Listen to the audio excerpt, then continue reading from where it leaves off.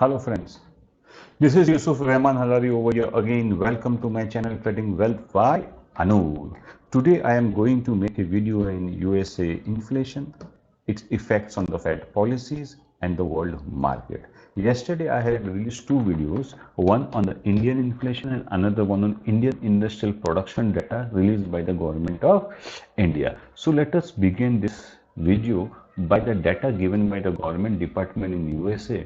Now what they are saying is that the inflation has risen 0.9% on a month-on-month basis. But if you see this chart, we see there is an inflation of more than 5%, 5.4 to be exact, on year basis.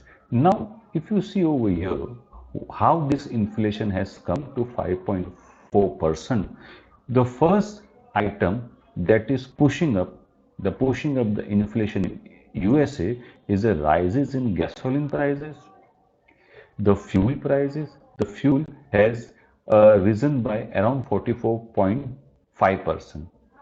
Now, due to this rise in the gasoline prices, the transportation service inflation is up by 10%. Now, because the transportation is becoming expensive and due to COVID, everybody wants his or her own personal vehicle. So people who cannot afford new cars are buying the used cars. The used car prices in USA is up by huge 45%. The gas pipe service is up by 15%. So do you see anything negative over here? The negative inflation can be seen in medical care commodities. The only one item that is showing a negative reading. The overall inflation is up by 5.4%. Now let me show you my charts. First, let us understand the world inflation. So this is the world PPI, which is in India called WPI. The inflation is up by 6%, and in your this is USA. Just give me a second.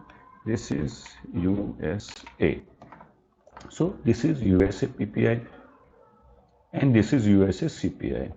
This is world PPI. See the sharp rise in the prices of WPI, as it is called in India, and the CPI world over. Now, if you see the Japan inflation, CPI is in minus, but Japan WPI or PPI is up by 5%. China up by 8%, but the CPI in China is only 1%.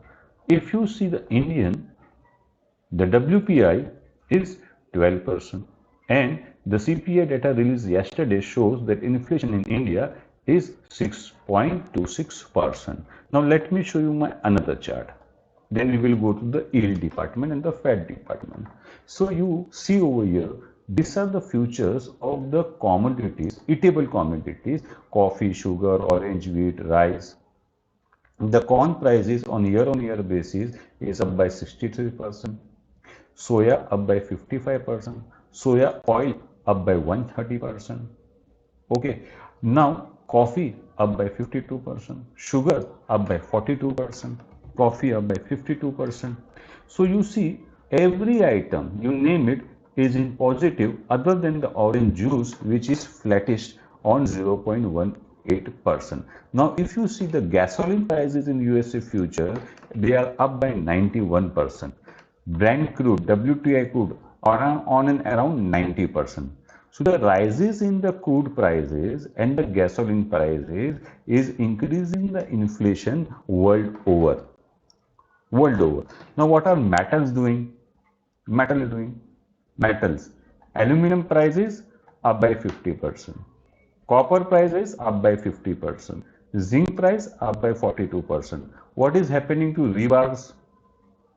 Let me show you the rebar also. Just give me a second. Rebar. The rebar prices.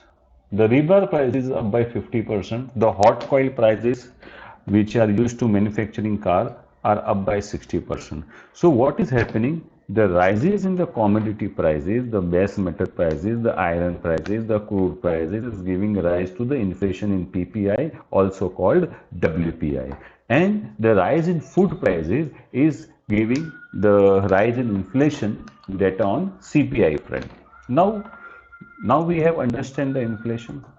Okay, the inflation is a phenomena going on, high inflation world over. This is world PPI. If you can see the world PPI. Now let me show you the yield chart. The yield chart. This is USA PPI and this is USA CPI. This is 1 year interest rate in USA, which is near zero. The Fed policy rate is near zero. But if you see a chart of the 10-year yield, from 0.7, it went up to 1.7, and now it is taking a cooling effect, and it is taking a bonds on 1.3. Now, why this is important? This is the yield curve, 10-year, 1-year yield curve. This is USA effective rate. Effective rate is real rate. Okay, so real rate in USA is -4.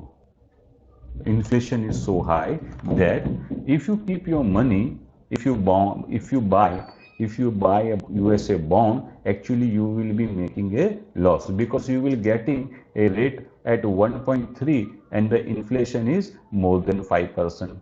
So now what is the step the government of USA will take, and what are the steps the Fed will take?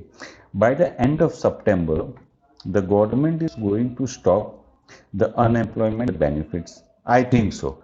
I think so. By the September end, the USA government will stop the unemployment benefits, and by December, the Fed will start the tapering talk. But before, what if before the tapering talk, the 10-year yield starts to rise?